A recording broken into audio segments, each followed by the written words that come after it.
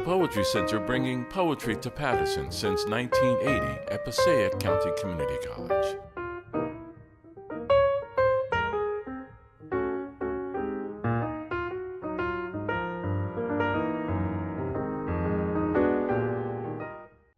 I want to introduce the winner, Suzanne Cleary, whose book is called The Odds, and it's about chance, crazy luck, bad luck, about the luck of the draw and what we make of that.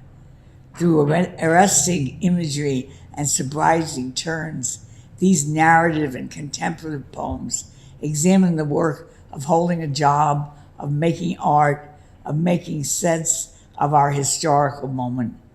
There is mortality and there is humor. There are references from Angie Dickinson to Edward Elgar. Cleary is a poet for whom everything feels something, sometimes against the odds, connected. Her previous collections are Beauty Mark, Crude Angel. She's the recipient of a Pushcart Prize, the Cecil Hemley Memorial Award of the Poetry Society of America, and fellowships from the New Jersey Foundation for the Arts, McDowell and Yanders. Her poems appear in anthologies, including Best American Poetry, and in journals, The Atlantic, Poetry London. She is core faculty in the MFA Creative Writing Program of Converse University. Sorry, I'm having allergy problems. The 2024 judge was Jan Beatty, and she read for us a number of times and gave workshops. And she's a professor emerita also from Pittsburgh, from Carlow University MFA program. Anyway, she said, and she's a very risk-taking poet herself, she said about Suzanne's book, the odds speak of the terrible moments of unknowing in all of us. In sure-footed lines, these poems cover great distance from the foibles we all experience to our dreams of bigger worlds. This moving collection creates breath and room to travel between worlds as we speak to the dead as well as the living. I think that's a wonderful comment to make about Suzanne's book, and let's welcome Suzanne today.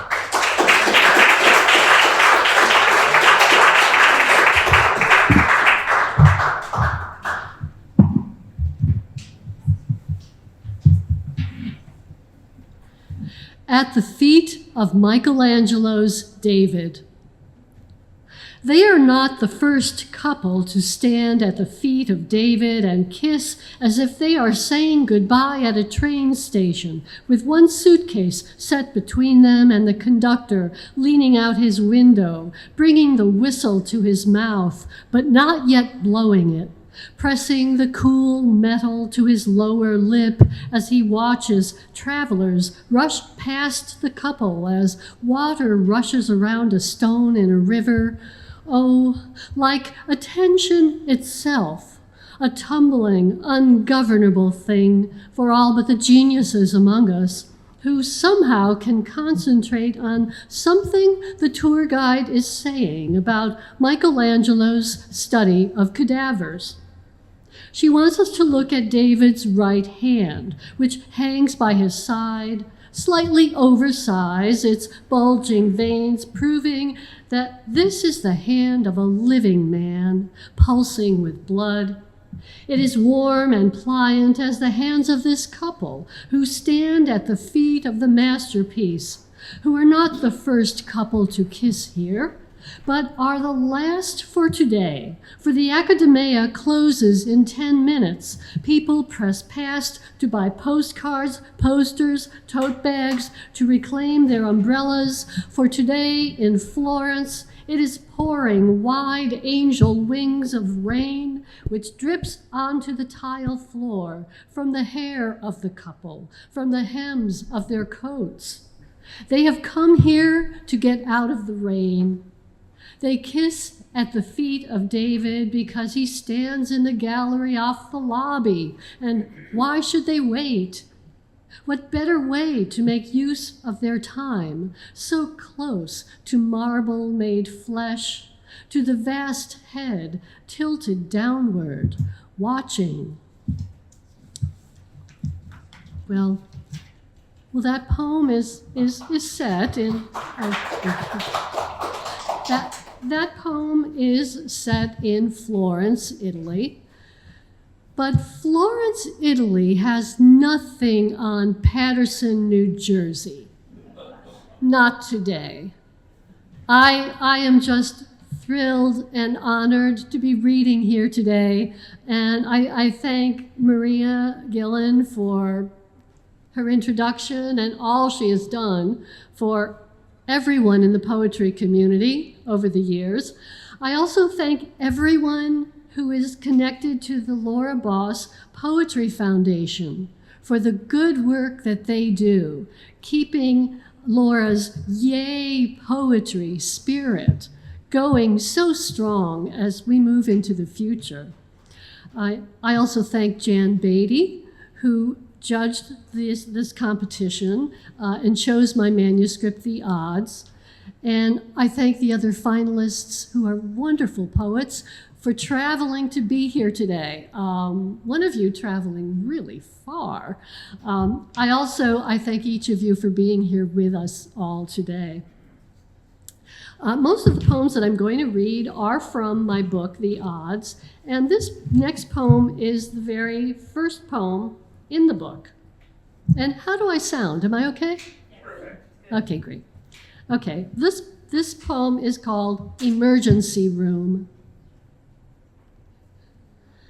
When it's your heart, you go to the front of the line, ahead of the humpbacked woman holding a rosary and the construction worker holding his side and the woman with long brown hair holding a baby. You go ahead of the boy with his arm in a towel and his father holding a cell phone and not looking up. You walk 2 steps and then you feel a wheelchair at the back of your knees and you sit. I sat. The fluorescent light seemed to shimmer like a bead curtain, and I'm not saying I saw my life flash before me, but next I was seeing that day in Rome when I stood inside the front door of my hotel, watching rain, sudden and hard, fall, and that old man appeared with a blue plastic bucket full of umbrellas. How happy I was, I remembered, to have my choice of colors, red, blue, black, yellow. I chose a red one. Then I put it back. I wanted the yellow. Everyone on our tour was choosing, and my husband helping me open the cheap, overpriced umbrella as rain beaded on my glasses, and it became clear that we would let nothing stop us. Not that day.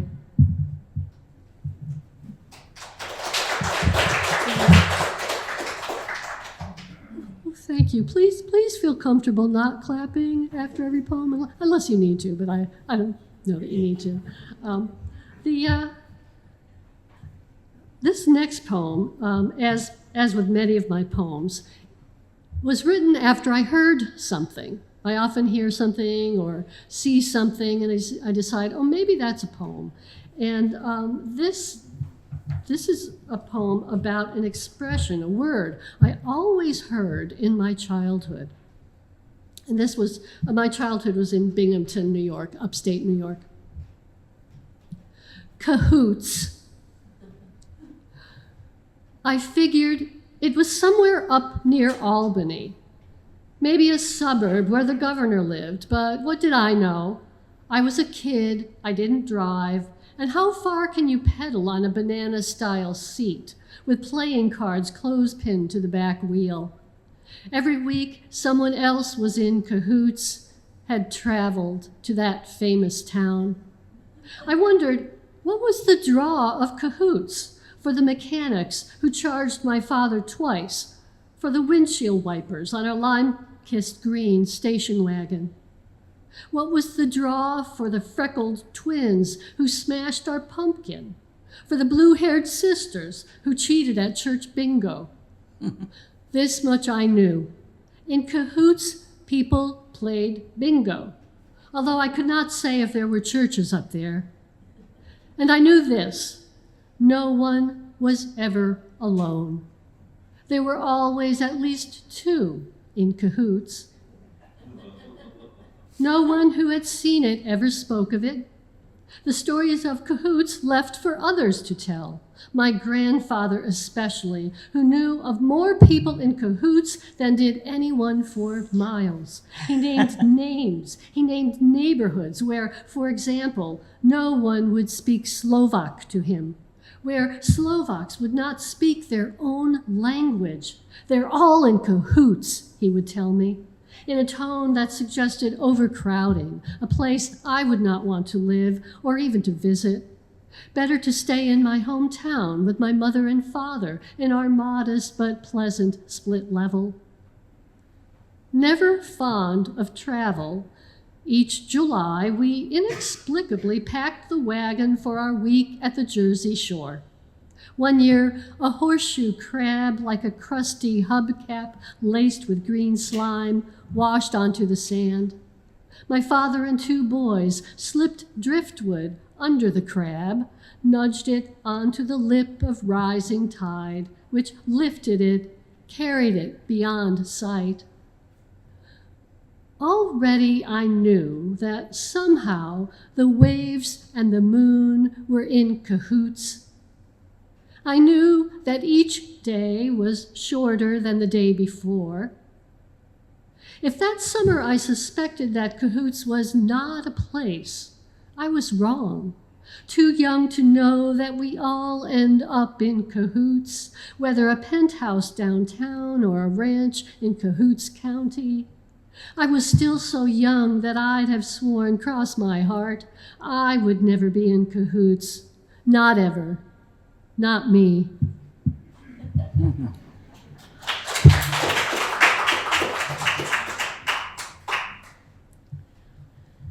Well, I have spent a lot of time in cahoots with other poets over my lifetime. And, that includes today. I know that there are a lot of poets who are in the audience today. And this poem that I'm going to read is called Literary Discussion. And I will tell you that it is based on fact. But then, of course, I embroidered certain facts because it's a poem. And I promise you that I will not tell you ever which parts are real and which parts are not.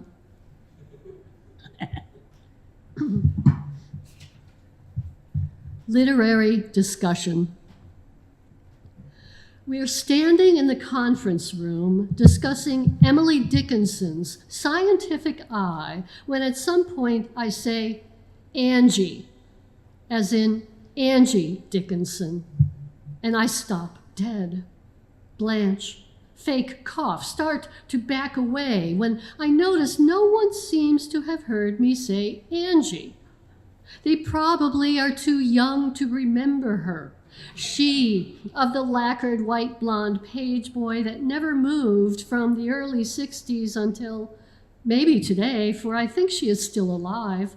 And so I let my slip slide, sure as Angie performing a soft shoe beside Frank Sinatra.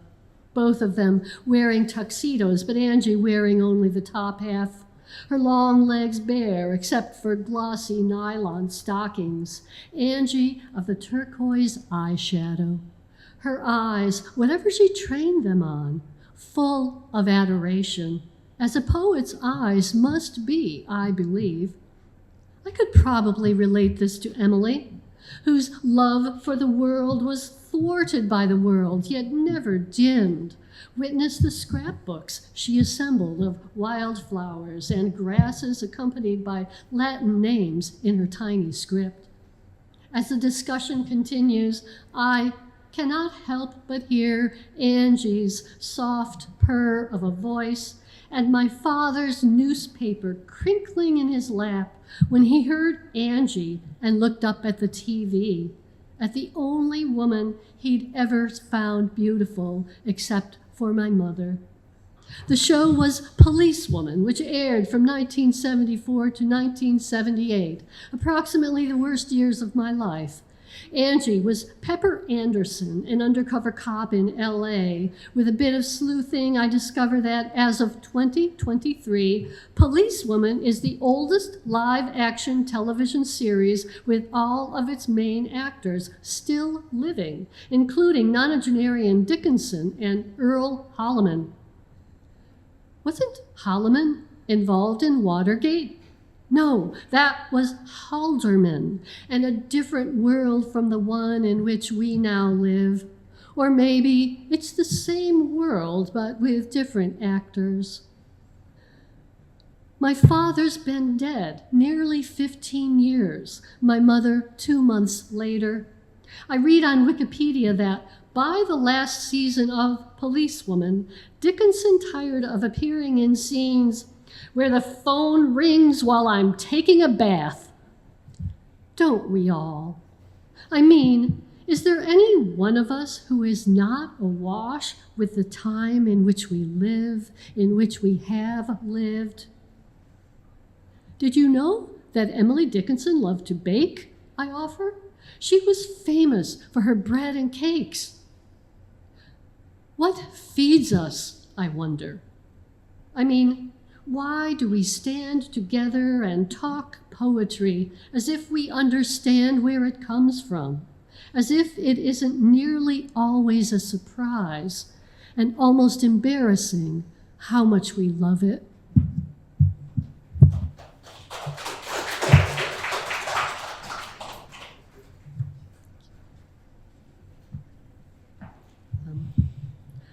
Some of my poems happen after I read something that I find interesting. And usually my first impulse is that I just want to write down what I read so I'll remember it.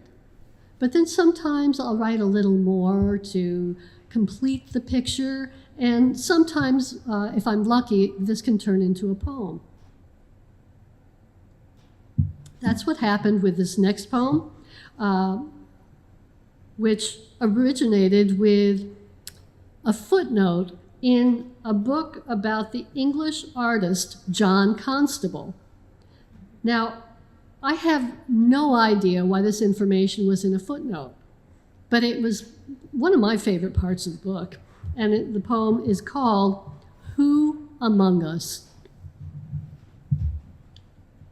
What the bulldog lacks in grace, it makes up for with lack of grace. Thick-set, low-slung, little pig feet shuffling through wet leaves beside the river as two men follow at some distance. Brothers, one talking and one nodding, all three of them swathed in the fog of early morning after a night of rain, the last drops still falling from the few leaves remaining. November is a hard month, swelling with darkness and chill, but October also was hard, despite purple coneflowers and goldenrod fizzing with bees. The one man slowly shakes his head, and the other man nods, as if they are in a library or a streetcar or anywhere, while the dog noses the fragrant ground, waddles on, his one gnarled expression expressing nothing, even as his hind leg slips, and of course the other one follows. And then the dog is spinning on its stomach down the steep bank into the River Wye. Who among us has not fallen into the River Wye, or into its happier tributary, the Why Not? Who among us has not tensed at the first signs of the trajectory before giving in? Dan, this is the dog's name, Dan labors to breathe as he burbles in the shallows and then, as the record states, regains the shore. all of which can be heard in Edward Elgar's Enigma Variations, Opus 36, the opening bars of Variation 2. Good boy, Dan. Good boy.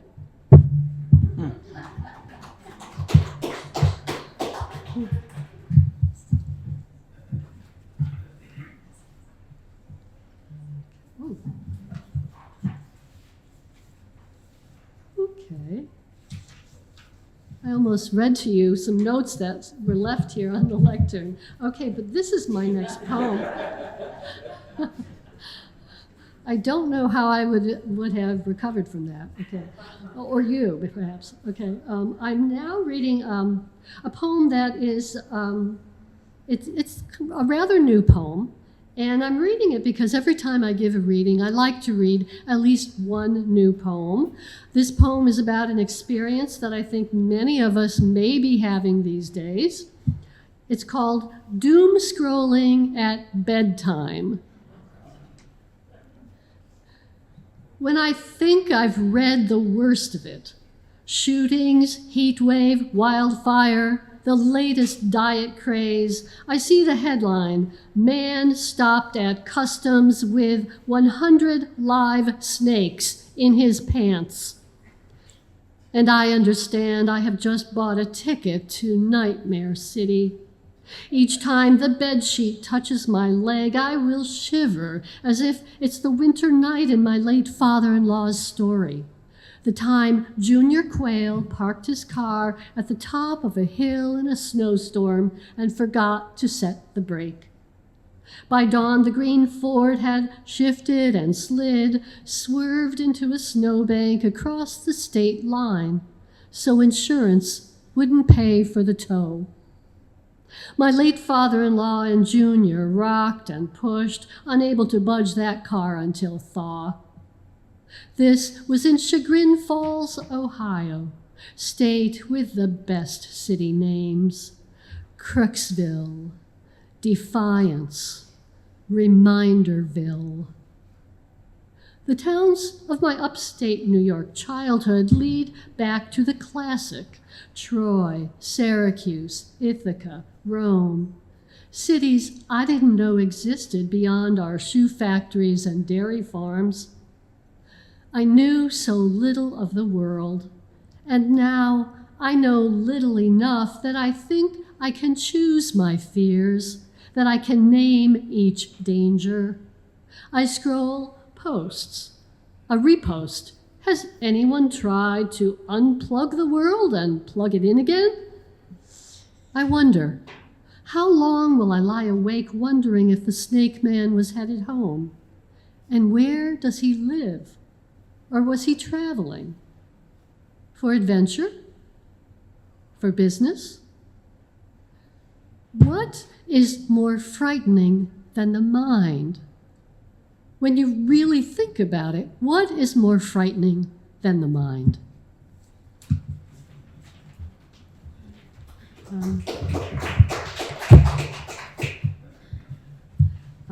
I am going to read two more poems, and this next poem also happens to be a new poem, and oh, okay, I've skipped over that poem.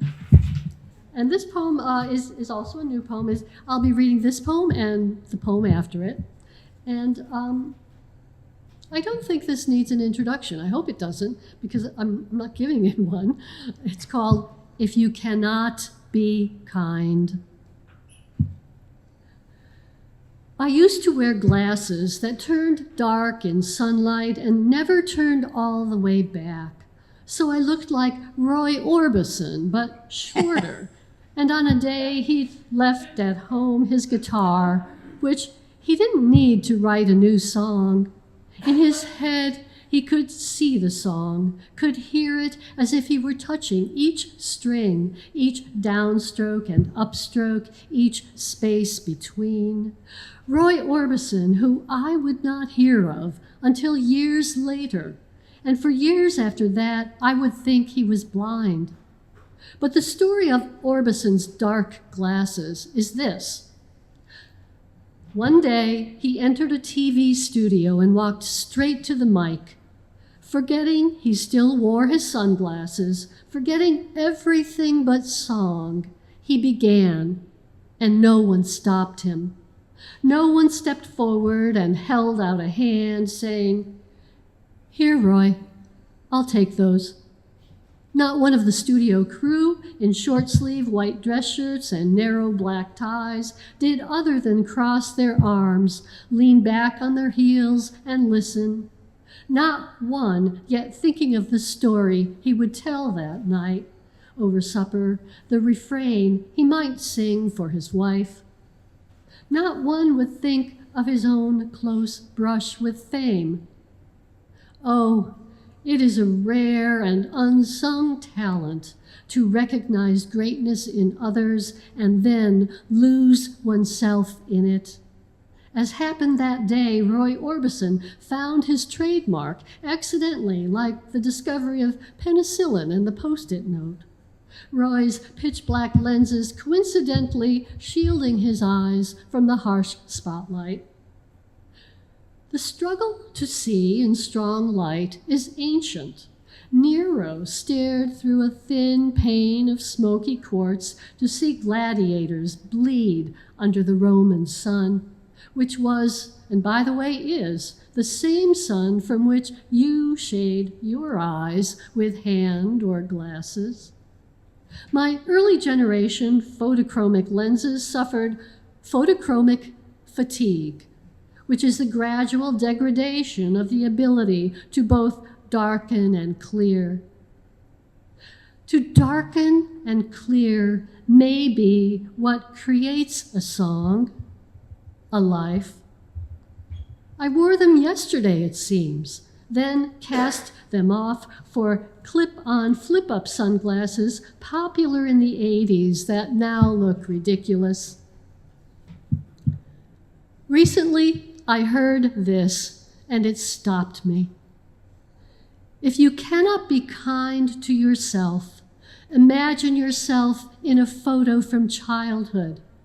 Then imagine being mean to that child. It should be impossible.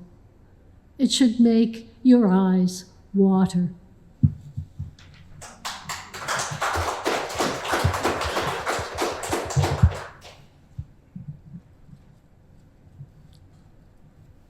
I'm ending with one of the poems that I think is central to the odds. It's a poem that's special to me because I wrote it for and dedicated it to a poet named Russell Jackson, a wonderful young poet who studied with me, was an MFA student of mine. And the poem is quite straightforward about what I was writing to him in the early days of the COVID pandemic. And the title says it all. I don't need to give any more introduction. The title of this poem for Russell Jackson is, "For the poet who writes to me while standing in line at CVS, waiting for his mother's prescription." It's nothing that you flat out say, Russell, but your email reminds me that 6 months into pandemic, 5 months into quarantine, CVS remains open 24 hours, its harsh blue-white light steady as nothing in nature is steady. Those long fluorescent bulbs still dive-bombing lumens so that midnight is bright as 8 a.m. or 4 a.m. or 2 p.m. or 7:30 p.m. You can see that I struggle to carry one thought to the next these long days.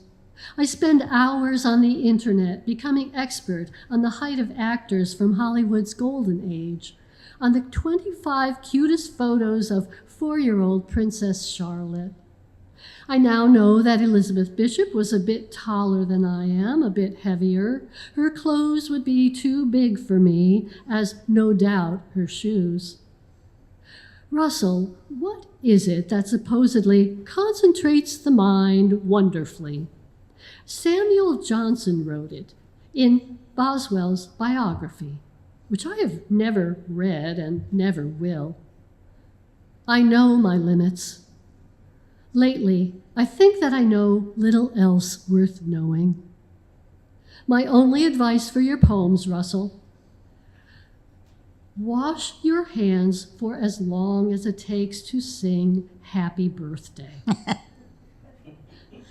Did you know that song is no longer copyrighted? 5 years ago, U.S. District Court Judge George H. King ruled Happy Birthday is public domain. The 1935 patent applied only to the melody and specific arrangements of the tune, but not to the actual song itself.